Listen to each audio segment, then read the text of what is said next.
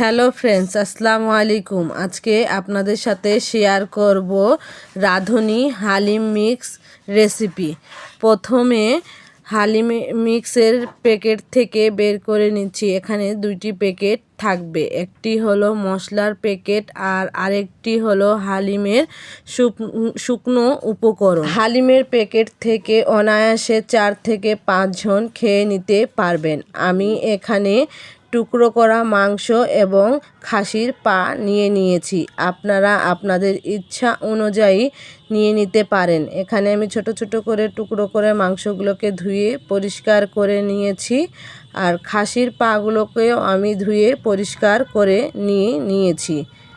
আপনারা আপনাদের ইচ্ছা মতো নিয়ে নিতে পারেন। তারপরে আমি একটি গামলার মধ্যে নিয়েছি গরম পানি। গরম পানিগুলোর মধ্যে ঢেলে দিব রাঁধুনি হালিম মিক্সের শুকনো উপকরণটি, কারণ আধা ঘন্টা ভিজিয়ে রেখে দিতে হয়। প্রথমে ঢেলে দিয়ে চামচের সাহায্যে ভালো করে নেড়েচেড়ে নিব, যেন দলা পেকে না যায়। তারপর একটি কড়াইয়ে বসিয়ে এর মধ্যে দিয়ে দিব পেঁয়াজ কুচি। পেঁয়াজ কুচি বেশি করে নিয়ে নিব, যেন পেঁয়াজ বেরেস্তা পরিবেশন করার সময় কিছুটা রেখে দিতে পারি। এই যে আমার পেঁয়াজগুলো আমি দিয়ে দিয়েছি। এখন লাল হয়ে গেলে কিছুটা উঠিয়ে রেখে দিব। আমার পেঁয়াজটি প্রায় লাল হয়ে এসেছে।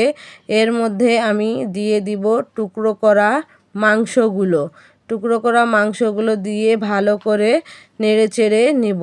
তারপর এর মধ্যে দিয়ে দিব পাগুলোও দিয়ে ভালো করে নেড়েচেড়ে নিয়ে নিব।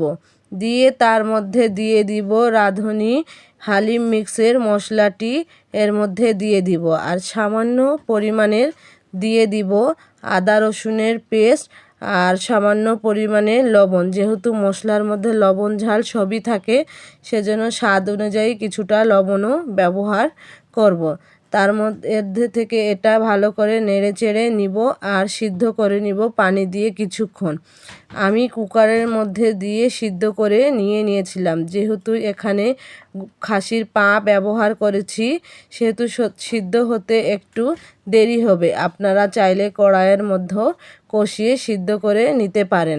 আমার প্রায় কুকারের মধ্যে সিদ্ধ হয়ে ঢেলে নিয়েছিলাম আবারও কড়াইয়ের মধ্যে। ঢেলে সিদ্ধ হয়ে যাওয়ার পর যে দেখতেই পাচ্ছেন আমার খাসির পা মাংসগুলো সিদ্ধ হয়ে গিয়েছে।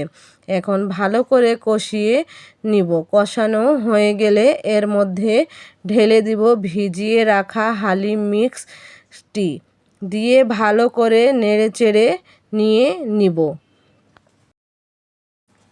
এখানে পর্যাপ্ত পরিমাণের পানি ব্যবহার করব, যেন নিচে না লেগে যায়। এর মধ্যে আবারও কিছুটা ঢাকনা দিয়ে ঢেকে দিব সিদ্ধ করার জন্য। কিছুক্ষণের জন্য ঢাকনাটি ঢেকে রেখে দিব। এই যে দেখতেই পাচ্ছেন আমি এখন উপর থেকে আরেকটু মশলা দিয়েছি।